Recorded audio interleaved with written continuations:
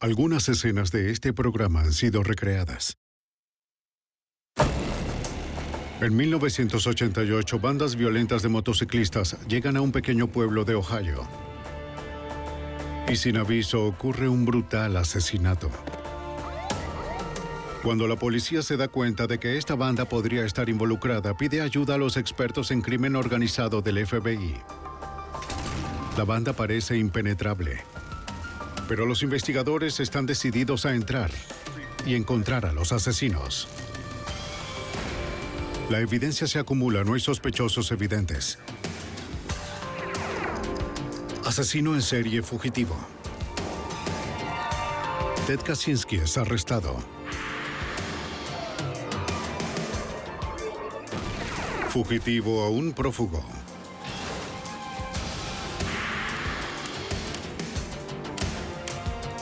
Los archivos del FBI. Cuando las bandas se enfrentan, no les importa quién pueda estar en medio. En 1988, un hombre inocente fue baleado cerca de Cleveland, Ohio, víctima de una iniciación mortal. Soy Jim Castron, exdirector del FBI en Nueva York. El FBI necesitaba infiltrarse en el violento y secreto mundo de la banda. Esperaban que las innovaciones en ciencia forense les ayudaran a encerrar a los asesinos. La iniciación.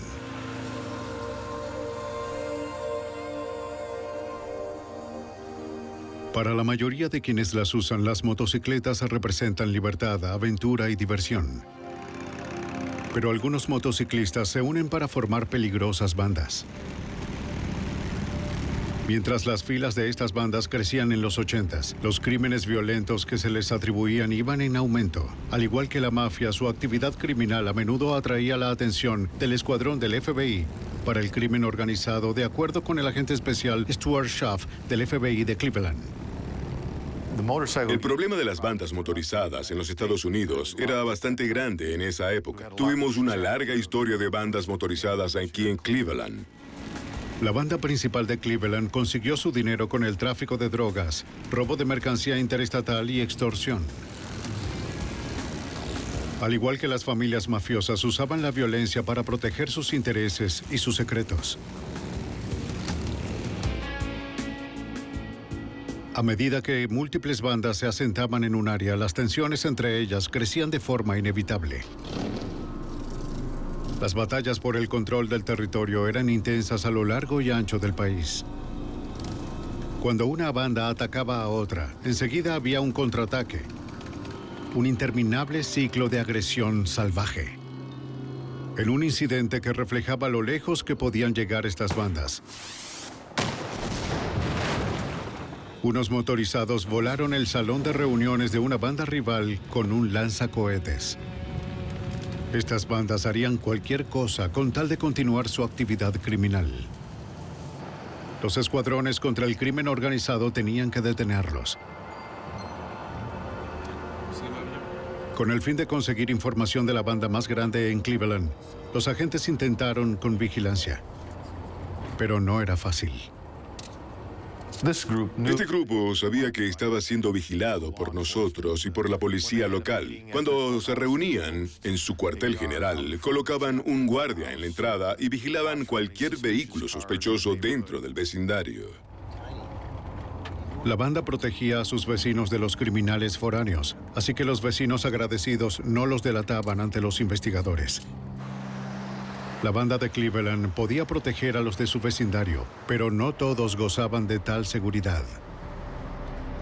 A las 10 en punto de la noche del 27 de febrero de 1988, en las afueras de Cleveland, en el condado de Perkins, David Harlop, un empleado de almacén de 28 años, y su compañero habían cerrado la tienda de música donde trabajaban. Harlop se dirigía a un banco cercano para depositar el efectivo de las ventas de la tienda. No sabía que tenía compañía dentro de su camioneta.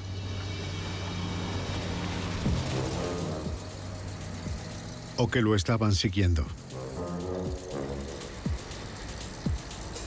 Por seguridad, su colega siempre lo seguía hasta el banco, el cual quedaba a menos de 2 kilómetros.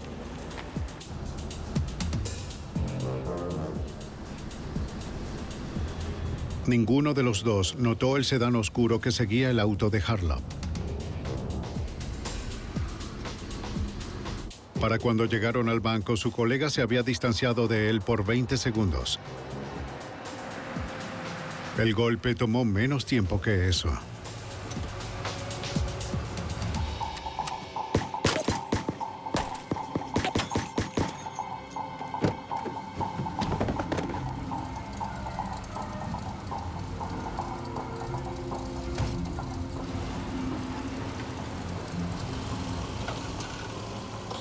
Cuando su colega lo alcanzó, pudo ver la camioneta irse.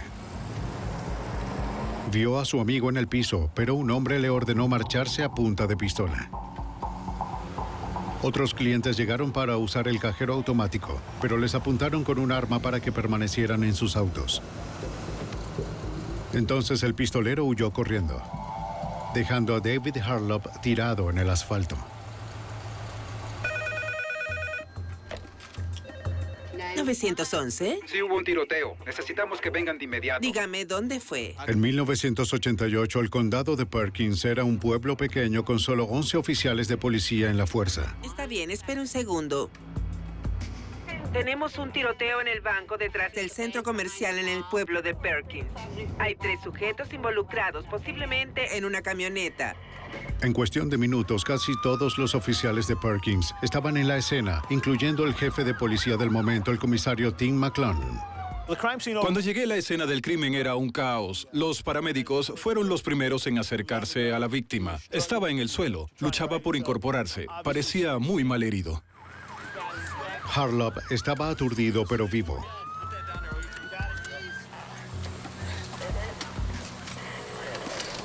Las numerosas heridas de entrada y salida y la enorme pérdida de sangre impactaron a los paramédicos. Ninguno de ellos había manejado este nivel de heridas por arma de fuego antes. Todo lo que podían hacer en ese momento era mantener su respiración y contener el sangrado. David Harlow logró llegar al hospital, pero murió 20 minutos más tarde. La policía interrogó al compañero de trabajo de Harlow y a los otros testigos. Dígame, ¿de qué color era el vehículo que usted vio? En principio, el relato de los testigos fue muy confuso. Había diferentes oficiales hablando con varios testigos y cada uno de ellos tenía una perspectiva diferente del acontecimiento. Las historias eran contradictorias y fue muy difícil comprenderlas. Los investigadores concluyeron que había 3 sospechosos. Uno en la camioneta, uno conduciendo el sedán oscuro y el que amenazó a los testigos. El colega lo describió como un varón asiático o hispano. Un testigo vio a la víctima caer de la camioneta al pavimento y luego a la camioneta salir a toda velocidad. Ahora, basados en esa información, llevamos un perro al lugar para realizar un rastreo del área. Otros oficiales inventariaron y recolectaron evidencia física en el banco. Revisaron un juego de llaves de la tienda de música pertenecientes a Harlow en busca de huellas. Y los casquillos vacíos serían enviados al laboratorio de balística. El perro rastreador de McClone siguió un rastro del banco a un hotel. Nos llevó cerca de medio kilómetro alrededor del hotel y de vuelta a otro estacionamiento donde descubrimos la camioneta. Mientras nos acercábamos, saqué mi arma. El perro ladró en señal de que estaba vacía, pero McClone y el oficial de apoyo tenían que estar seguros.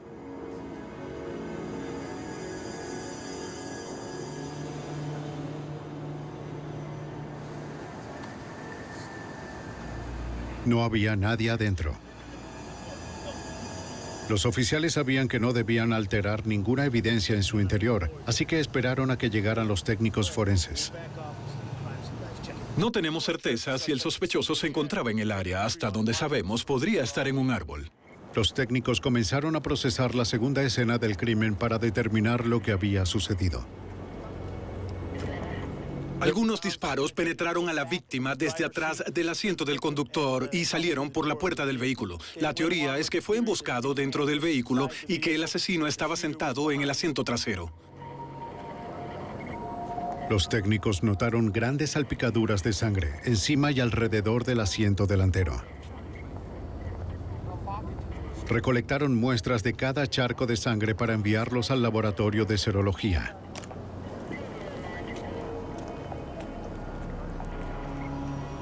Entre los asientos encontraron un arma MAC-11 semiautomática. Por el tipo de arma que recuperamos, pensamos que estos no eran los típicos sujetos que se juntaron una noche para robar a alguien en un cajero, puesto que no es la clase de arma que sueles encontrar en un pequeño pueblo del Medio Oeste. Alguien había limado los cereales y colocaron una bolsa plástica para recoger los casquillos vacíos.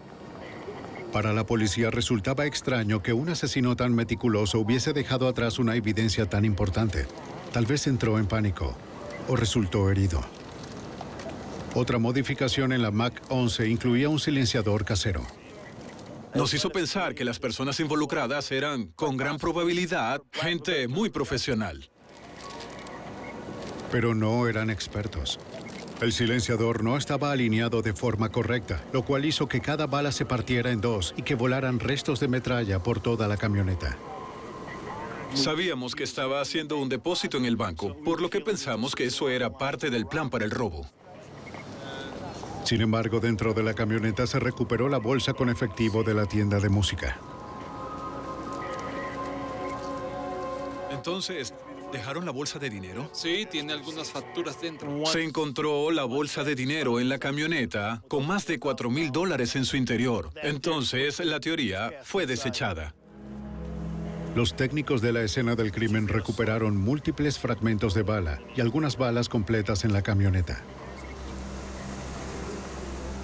Se determinó que fueron disparadas 13 balas. Encontramos casquillos 9 milímetros. Todas desde atrás. Una ejecución brutal. Alguien lo quería muerto. Allí hay muchos posibles móviles. Quizás fue un homicidio por contrato. Pudo haber sido un asesinato a sueldo. Alguien lo quería muerto. McClone y otro agente canino se enfocaron en el rastro de los asesinos que se alejaba de la camioneta. Pero ninguno de los perros pudo olfatear nada preciso. Como agente canino, mi trabajo es interpretar lo que el perro intenta decirnos. Y en mi opinión, el perro intentaba decirnos que los asesinos huyeron en un vehículo. Mientras algunos agentes terminaban con la escena del crimen, otros se desplegaron por el condado buscando a 3 hombres en un sedán oscuro. Era el primer asesinato en Perkins en más de 10 años y la policía quería encontrar a los asesinos y rápido. La mañana siguiente, muy temprano, en el vecino pueblo de Sandusky, 2 oficiales regresaban a la estación de policía en medio de lo que creían era una guardia rutinaria. Cuando su supervisor les hizo mención del asesinato en Perkins, lo corriente se volvió importante. ¿Cuáles eran las placas? De pronto se dieron cuenta de que ellos pudieron haber visto a los sospechosos del tiroteo la noche anterior. El conductor y el copiloto. Horas antes, los 2 oficiales habían detenido un sedán oscuro por hacer un giro no permitido en una luz roja.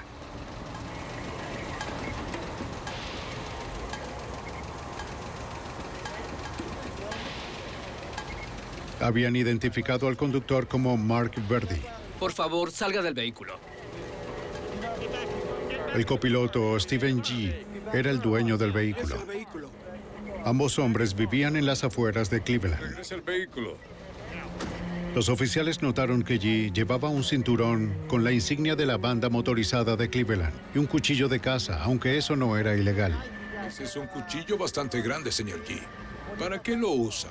El tercer hombre estaba en el asiento trasero, pero en ese momento no tenían motivo para revisar su identificación. Los oficiales buscaron información sobre G. y Verdi. Todo estaba en orden. Como no tenían conocimiento del tiroteo, dejaron ir a los 3 hombres.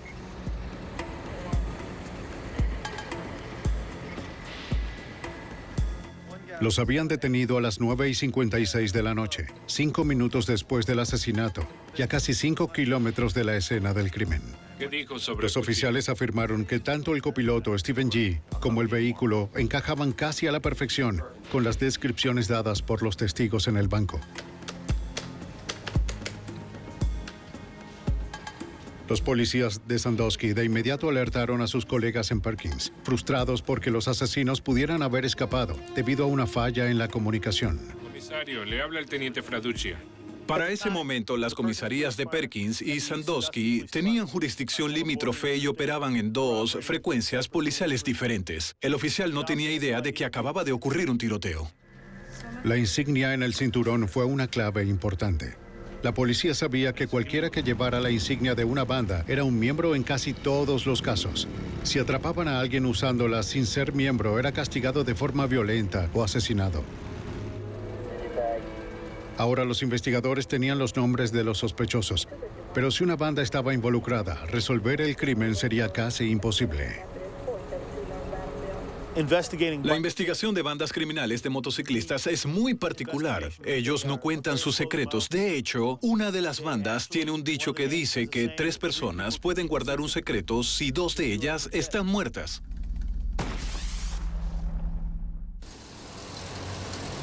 Después del asesinato de David Harlow en el condado de Perkins, la policía de Ohio identificó a 2 sospechosos, a su vez conectados con una banda motorizada de Cleveland. Al conocer que las autoridades federales estaban investigando esta banda como una organización sospechosa de actividades criminales, los oficiales locales llamaron al agente especial Charles Holloway en la oficina regional del FBI en Sandusky. Sí. El Departamento de Policía de Perkins contactó al FBI para ver si estábamos en condiciones de darles cualquier información de inteligencia relacionada con los 2 individuos que fueron identificados durante la inspección de tráfico. Holloway sabía que la mejor fuente de información en Cleveland era el agente especial Stuart Schaff, el jefe de investigación de bandas de motociclistas en el área. Schaff había estado intentando construir un archivo sobre las actividades de la banda en Cleveland. Era muy difícil investigar a un grupo como ese. Trabajamos durante mucho tiempo para obtener más información sobre ellos, desarrollar información de inteligencia y reunir todo un caso que los dejase fuera de combate por un largo tiempo. No habían logrado infiltrar informantes a la banda, pero los agentes encubiertos se habían acercado lo suficiente como para entender los detalles de su funcionamiento. Los futuros miembros llamados prospectos usaban insignias en sus chaquetas con los nombres de las ciudades dominadas por la banda. Los miembros titulares usaban chaquetas con parches de color que los identificaban. En el proceso de iniciación, los prospectos debían pagar un precio para ganar sus propios colores. La iniciación se trataba de un acto violento hacia una banda rival o hacia un individuo que hubiese tenido algún altercado con cualquiera de los miembros. El acto violento estaba en parte diseñado para descubrir cualquier agente encubierto que intentara infiltrarse, ya que ningún oficial de la ley cometería un crimen así. Durante su investigación, los agentes del FBI lograron dar con muchos de los involucrados en la banda, incluyendo a los 2 hombres identificados durante la inspección de tráfico en Sandusky la noche del asesinato de Harlow. El agente especial Schaff sabía que el pasajero Stephen G. era un miembro integral de la banda y que el conductor Mark Verdi era un prospecto. El tercer hombre era un misterio, pero los agentes estaban seguros de que también estaba ligado a la banda de Cleveland. Los investigadores estaban al tanto de una banda rival que tenía su cuartel general en Sandusky. Estaban involucrados. Ayer en Sandusky, La rivalidad entre las 2 bandas había ido en aumento y recientemente había escalado a un nuevo nivel. Unos meses antes, los agentes habían oído acerca de un incidente en un bar. Las bandas rivales coincidieron en el mismo lugar y cada una reclamaba el control del territorio. Los motociclistas consideran sus colores como sagrados. Un miembro de la banda rival consiguió un preciado trofeo. la chaqueta de uno de los motorizados de Cleveland.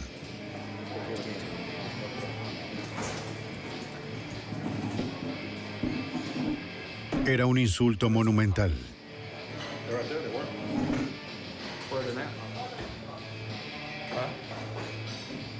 Las acusaciones volaron. Oye, amigo, ¿viste mi chaqueta? Y nadie iba a echarse para atrás. ¿Qué chaqueta? La que estaba sobre esa silla hace unos minutos. No vi ninguna chaqueta, amigo. Teníamos una chaqueta justo aquí sobre ¿Dónde la está tu silla. compañero? ¿Qué compañero? El delgado. Habíamos solo dos El aquí sujeto sentados. Vamos, hombre. Solo éramos dos aquí. ¡Ay, tiene un arma! Un motorizado de Cleveland resultó herido en la pelea. Los agentes tenían a un informante confidencial asociado con la banda. Él les dijo que después de la pelea estuvo en una fiesta donde la banda de Cleveland había comentado el incidente. Ellos buscaban vengarse. Nos dispararon. Y los prospectos vieron aquella venganza como una oportunidad para completar su proceso de iniciación. Muy bien, caballero. Los investigadores que habían comenzado a hacer el perfil de las dos bandas encontraron que un miembro de la banda rival manejaba una camioneta igual a la de David Harlow. Quizás lo persiguieron y cometieron un error, de acuerdo con el comisario de Perkins, Tim McClone. La víctima del caso, el señor Harlow, no tenía historia criminal. Y nada en su historial sugería que pudiera haber sido víctima de un asesinato por encargo. Las similitudes de los vehículos los llevaron a pensar que este era un caso de identidad equivocada, que fue asesinado porque su camioneta tenía las mismas características que la camioneta de la banda rival. Y averiguar lo que estaban pensando. Poco después del asesinato, los miembros de la banda de Cleveland aumentaron, de acuerdo con el agente especial del FBI de Sandusky, George Steinbeck. Tuvimos información de diversas fuentes que nos informaron de una fiesta en el área de Cleveland para celebrar a dos nuevos miembros, al menos dos nuevos miembros de la banda motociclista. Esto indicaría que ellos se habían convertido en miembros plenos como resultado de haber cometido un horrible crimen. Debido a la fuerte posibilidad de que la banda estuviese involucrada, el fiscal general asistente Jim Woolley y la Fuerza de Choque contra el Crimen Organizado de Cleveland fueron convocados. Todavía había algunos temas pendientes desde el punto de vista legal, incluyendo ir a los juzgados y buscar órdenes de cateo. Así que tan pronto como se hizo claro que estábamos frente a un posible golpe de una banda motorizada, trajimos a la Fuerza de Choque contra el crimen organizado para trabajar con el FBI y con el Departamento de Policía para ayudar a coordinar la investigación. La Fuerza de Choque tenía una teoría sobre el motivo y los nombres de dos de los tres sospechosos, Stephen G. y Mark Verdi. Necesitaban identificar al tercero y encontrar la evidencia que sacara a los asesinos de circulación. En Ohio, el FBI creía que una banda motorizada de Cleveland estaba detrás de un brutal asesinato por identidad equivocada. Identificaron a dos de los sospechosos como Stephen G. y Mark Verdi. El FBI los mantuvo bajo una ligera supervisión mientras continuaban con la investigación. El agente especial Charles Holloway estaba intentando identificar al tercer sospechoso, así que buscó ayuda con el experto Stuart Shaw. El agente especial Shaw nos entregó información sobre los antecedentes de G y de Verdi. Además, nos trajo tres nombres que podían ser o bien miembros o prospectos de esta banda motorizada, porque, según él, uno de ellos podía ser la tercera persona en el vehículo. Los investigadores necesitaban interrogar a estos tres hombres. Somos del FBI y quisiéramos... Los dos primeros motociclistas tenían sólidas coartadas para la noche del asesinato. Sus historias fueron confirmadas por fuentes cercanas, así que fueron eliminados como sospechosos. De acuerdo. Muchas gracias. Pero el único que no habían podido ubicar en la lista era John Ray Bonds. Él encajaba con la descripción del hombre en el asiento trasero durante la inspección de tráfico. Los agentes del FBI en Cleveland entrevistaron a varios miembros de su familia y lo que ellos dijeron fue que John se había ido de vacaciones por 2 semanas. Su abuelo nos indicó que en ese tiempo John estaba usando un cabestrillo en su brazo y les dijo a ellos, a su abuelo y a su madre, que se había lastimado el brazo en el trabajo. Nadie en la familia sabía con exactitud en dónde Bonds estaba pasando las vacaciones.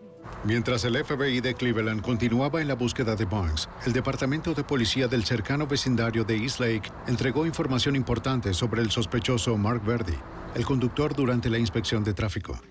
El detective Bob Jaxa investigó la pista. Un investigador de fraude de un banco local nos contactó y nos dijo que estaba investigando a Mark Verdi por un caso de fraude donde él había tomado un préstamo por varios miles de dólares, había usado una fianza de $10,000 para obtener el préstamo y terminó robándole a un amigo suyo y el dinero sobrante. Igual que otros investigadores del área, Jaxa estaba en conocimiento del asesinato de Harlop. Él sabía que Verdi era un sospechoso y que el FBI necesitaba más evidencia sobre él. Ir a la casa y registrarla. Así que pensamos que podríamos encontrar algo allí. Teníamos un caso de fraude y un caso de robo que podríamos investigar en conjunto y tal vez, con un poco de suerte, ayudaríamos a los otros agentes en su caso de asesinato. No podían cometer ningún error de procedimiento, de acuerdo con el fiscal general asistente Jim Woolley. Cuando no tienes a los procesados o a los criminales filmados en una grabación, cuando la gente no confiesa de inmediato, estás obligado a obtener evidencia de manera legal. Debes usar órdenes de cateo, usar citatorios, tienes que encontrar evidencia en una forma que sea legal para poder usarla después en la corte. Un juez de corte superior firmó una orden que le permitió a la policía de East Lake buscar evidencia del caso de fraude en la casa de Verdi. Los agentes del FBI lo acompañaron. Legalmente, ellos solo podían observar. Fuimos allí a buscar los documentos bancarios y para ver si había algo más que pudiera usarse como evidencia o que tuviese algo que ver con el caso del condado de Perkins. Les informamos al FBI que habíamos visto algo interesante.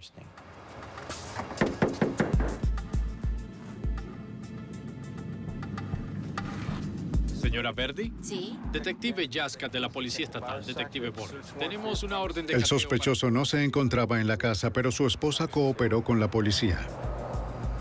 ¿Le importa si pasamos? Cuando le mostraron la orden y le explicaron sus derechos, ella los dejó entrar. Sammy, ¿por qué no das una vuelta y aseguras el perímetro?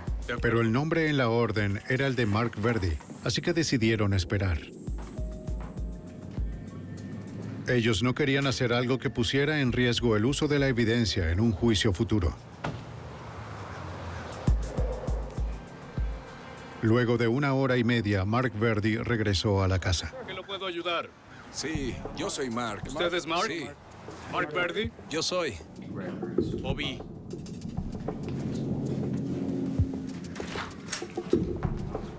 Hola, Mark. ¿Cómo has estado? Está bien, déjenlo entrar.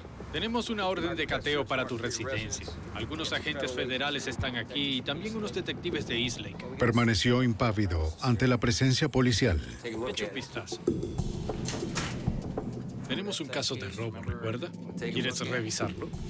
¿Recuerda el préstamo que solicitó al banco hace unos años? ¿Los $7,000? ¿Recuerda a ese amigo suyo que le dio una fianza por $10,000? Terminó cobrando esa fortuna en su nombre. ¿Recuerda eso? Escuchó lo del caso de fraude en su contra y que con la orden podrían registrar toda la casa.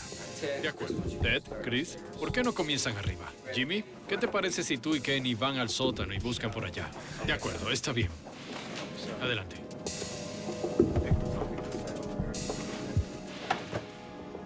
Arriba, la búsqueda pronto dio resultados cuando los agentes encontraron unos papeles relacionados con el supuesto fraude bancario.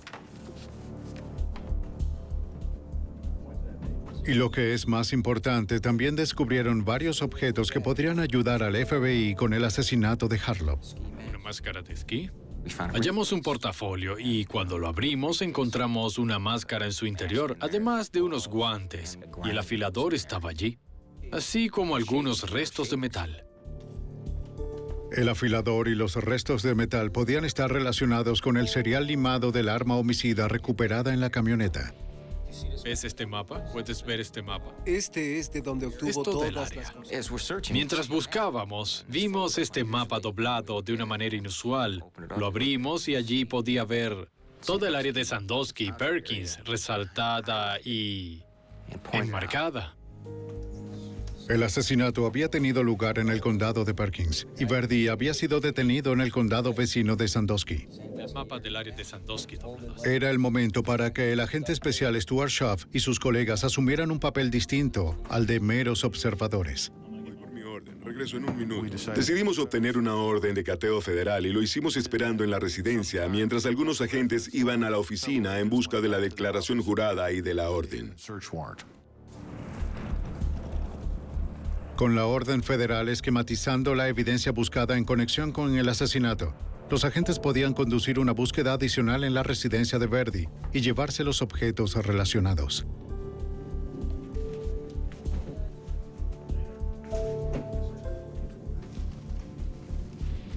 No les llevó mucho tiempo encontrar más evidencia incriminatoria, incluyendo una pistola semiautomática MAC-11, del mismo modelo que el arma homicida.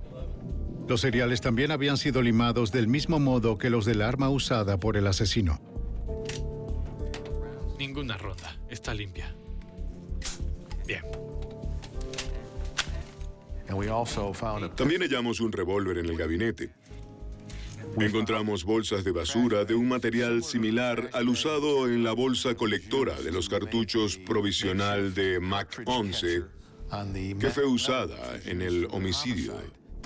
Con la causa probable en aumento, los agentes procuraron una tercera orden, esta vez para el vehículo que Mark Verdi condujo la noche del asesinato. En el garaje del edificio federal de Cleveland, los técnicos del FBI procesaban el auto del sospechoso Stephen G. Aunque habían transcurrido 2 semanas desde el asesinato para el agente especial Holloway, el auto aún contenía evidencia. Durante el procesamiento, localizamos 2 casquillos 9 milímetros en el interior del vehículo. El calibre 9 milímetros era el específico para ser usado en un arma tipo MAC-11. Los agentes enviaron los casquillos al laboratorio de balística del FBI para ser comparados con los del arma homicida. Algunos cabellos. Los técnicos también hallaron algunas muestras de cabello en el asiento trasero del vehículo. Y encontramos salpicaduras de lo que se determinó como sangre humana en la parte de atrás del asiento del copiloto. Al diluir la sangre en agua destilada, los técnicos obtuvieron algunas muestras. Se preguntaban si la sangre habría llegado allí la noche del tiroteo. Claro que sí. Los análisis demostrarían que no era el mismo tipo de sangre de la víctima. Tal vez era del asesino. Los investigadores recordaron que las balas habían sido partidas en 2 por el silenciador defectuoso. Quizás habían herido al tirador.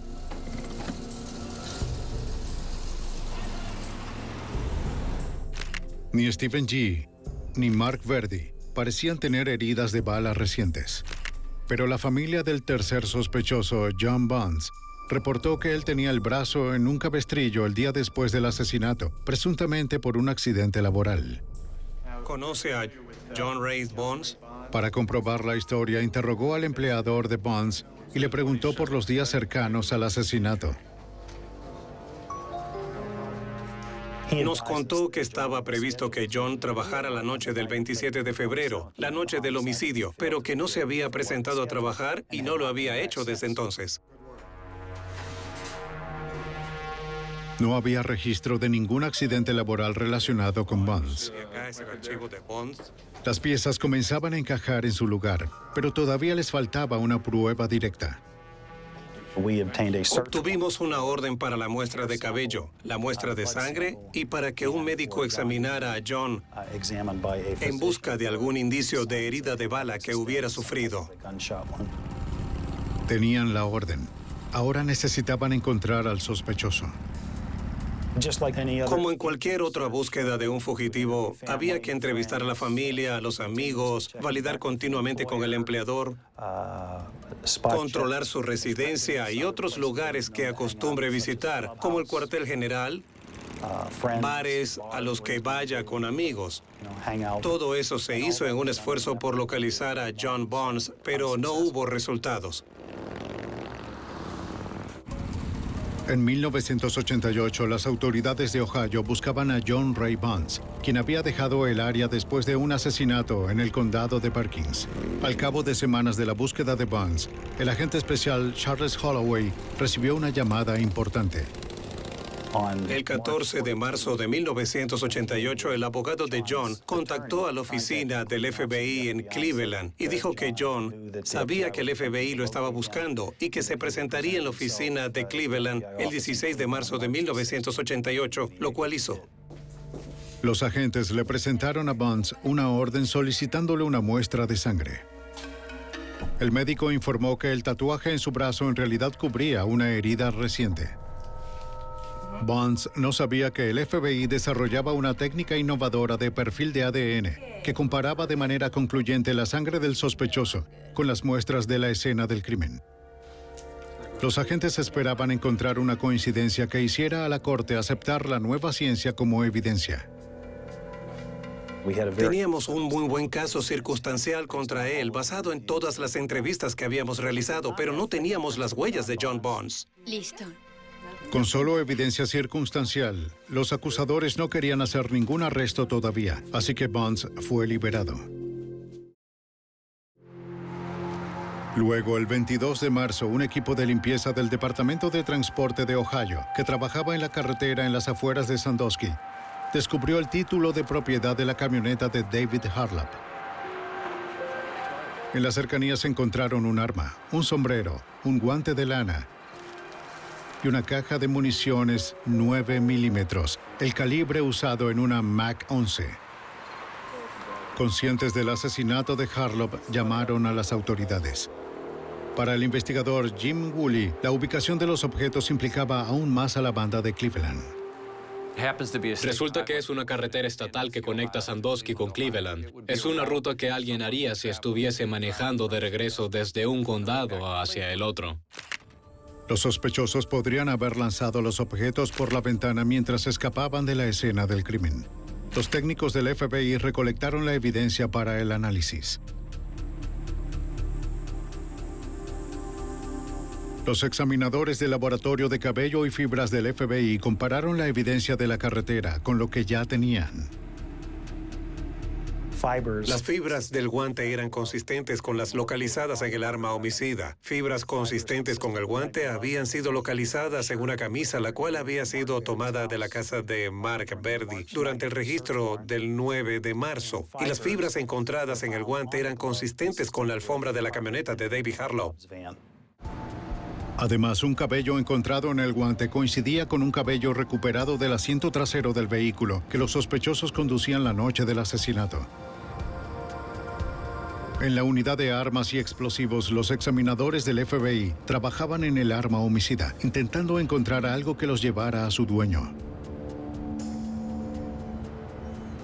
Pensaban que los asesinos habían trabajado mucho para intentar hacer que el arma fuese imposible de rastrear, y por eso limaron los cereales del arma para borrarlos por completo. Sin embargo, a través de un proceso de restauración química, el FBI fue capaz de revelar los cereales e identificarlos, aun cuando no se podía ver a simple vista, y así la podrían rastrear.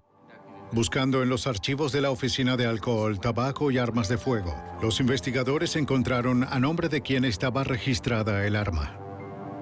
Él confirmó que esa MAC-11 le había pertenecido antes, al igual que la encontrada en la casa de Verdi.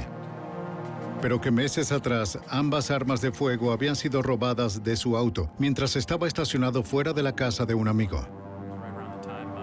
El nombre de ese amigo era Steven G.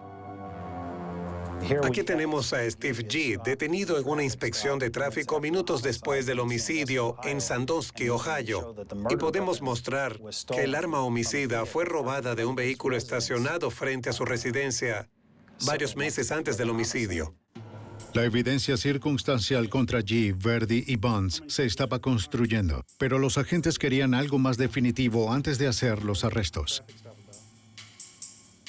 En abril de 1987 se enteraron de un avance en la evidencia relacionada con la sangre del caso. Los expertos en serología del FBI habían determinado que la sangre encontrada en la camioneta de David Harlop en realidad provenía de dos individuos. Se presume de la víctima y de uno de los asaltantes.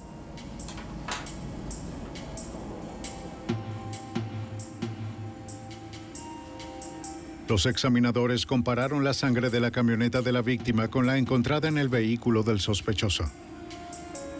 Los resultados llegaron y nos dijeron que la sangre recuperada en el vehículo de Steve G. coincidía con la que se había recuperado en el vehículo de Harlop. La coincidencia era solo a nivel del tipo de sangre. Sin embargo, significaba que el hombre en el asiento de atrás, en la inspección de tráfico, era el posible asesino en la camioneta. Esperaban que la técnica revolucionaria del ADN que estaban desarrollando les diese una aproximación molecular más exacta. Yo leí un artículo en una de las publicaciones del FBI que decía que el FBI estaba formando su unidad de ADN y que estaban llevando a cabo investigaciones en el área, debido a que teníamos sangre en nuestro caso, la cual pensábamos que podíamos comparar con la de un sospechoso. Me puse en contacto con el jefe de sección que estaba a cargo de esa unidad y hablé con él acerca de la posibilidad de que hiciera un análisis de ADN en este caso. En el laboratorio del FBI en 1988, los examinadores como el mayor científico Dr. Bruce Bodoli estaban todavía probando la técnica avanzada de perfil forense del ADN. El ADN tiene el esquema de lo que eres, de lo que soy, de lo que son todos los seres vivientes, así que si podíamos sacar provecho de ese esquema, podríamos aprovechar algún tipo de información que nos llevara a identificar a los sospechosos. Los examinadores estaban trabajando en establecer una manera científicamente práctica de hacer un perfil de ADN de una fuente conocida como la sangre de un sospechoso y compararla con el ADN de una fuente desconocida, como la sangre dejada en la escena de un crimen. Y generamos un perfil que luce como un código de barras. Luego comparamos ese código con otro código y si esos códigos de barra comparten el mismo patrón, entonces podrían provenir de la misma fuente. A principios de 1989, luego de años de pruebas de control de calidad, los examinadores creían que estaban listos para usar la ciencia en las cortes federales. El caso Harlop sería el primero. Los examinadores perfilaron la secuencia de ADN de la sangre en la camioneta y de la sangre de John Bonds. Al comparar los marcadores de ambas secuencias, obtuvieron una coincidencia exacta a la evidencia que el fiscal general asistente Jim Woolley necesitaba. El ADN era una pieza crítica en el rompecabezas porque proveía evidencia virtualmente concluyente de que John Ray Bonds, miembro de una banda motorizada, tercer hombre en el asiento trasero del vehículo con Steve G. y Mark Verdi, detenido 5 minutos después del homicidio, había sangrado dentro de la camioneta. El 7 de marzo de 1989, más de un año después del asesinato, era momento de traer a los asesinos. Horas antes del amanecer, los equipos SWAT se preparaban para la aprehensión simultánea de los 3 sospechosos. Ellos sabían que era mucho más seguro capturarlos mientras aún dormían.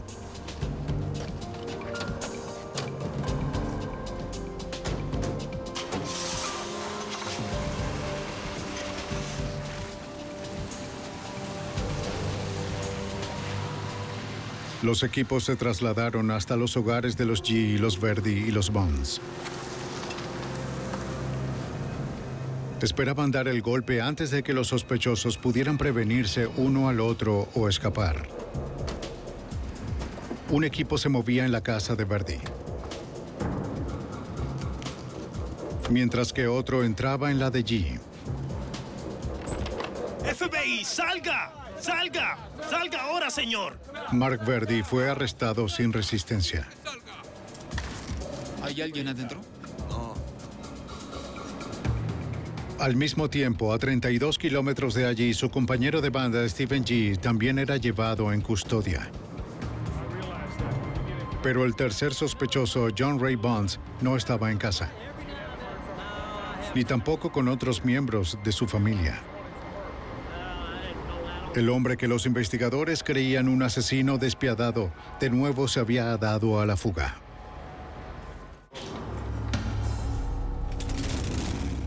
En el verano de 1989, las autoridades tras la pista del fugitivo John Ray Bonds dieron su perfil en un programa televisivo nacional.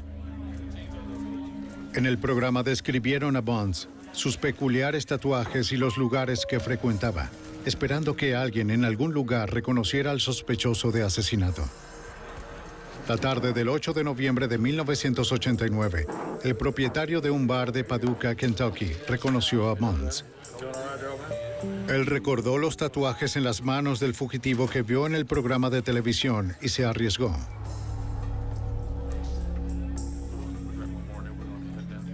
Contactó al comisario local, quien llamó a la oficina regional del FBI en Paducah. Ellos estaban listos para arrestar a Bonds, pero debían ser cautelosos, de acuerdo con el agente especial Stuart Schaff. Pensaban que si entraban al bar podría haber problemas, porque habían muchos otros motociclistas dentro y no querían ningún tipo de confrontación. Pensaban que sería mucho más seguro montar una especie de alcabala de carretera. El FBI, la Policía Estatal de Kentucky y oficiales locales elaboraron un falso accidente de tráfico en un camino que conducía del bar hasta un conocido cuartel general de motorizados de la zona. Cuando Bonds y otro miembro de la banda dejaron el bar, los agentes los siguieron.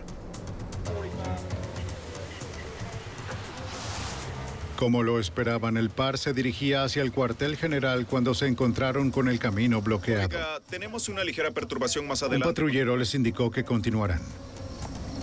No te preocupes, actúa. Y algunos policías encubiertos se incorporaron detrás de ellos. Aunque él no lo sabía, Bonds estaba rodeado. ¡Salgan del vehículo! ¡Salgan del vehículo ahora! ¡Fuera del vehículo! ¡Vamos! ¡Manos arriba! ¡Manos arriba! ¡Manos arriba, dije! Casi 2 años después del asesinato de David Harlap, John Ray Bonds estaba por fin en custodia. Ahora, él y los otros 2 sospechosos, Stephen G. y Mark Verdi, irían a juicio por el homicidio. El mayor científico del FBI, Dr. Bruce Bowdoley, tenía que ayudar a convencer a los jueces federales de que la evidencia del ADN debía ser admitida en el juicio. Al ser introducidas en la corte, estas nuevas tecnologías no serán aceptadas con facilidad, así que yo tenía la responsabilidad de defender la tecnología para demostrar que llenaban los estándares científicos para ser admitidas en toda la corte. Luego de meses de audiencias, el fiscal general asistente John Woolley logró que la evidencia obtenida con el ADN fuese admitida.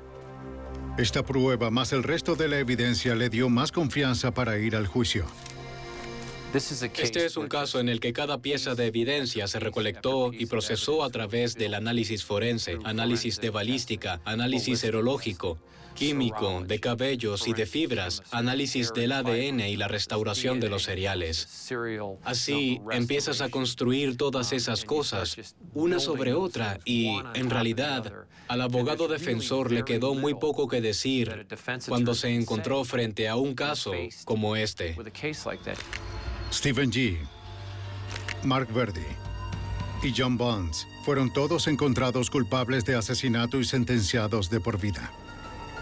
Una investigación implacable puso a 3 asesinos tras las rejas y ayudó a abrir las puertas para una tecnología forense que ha cambiado la investigación criminal para siempre.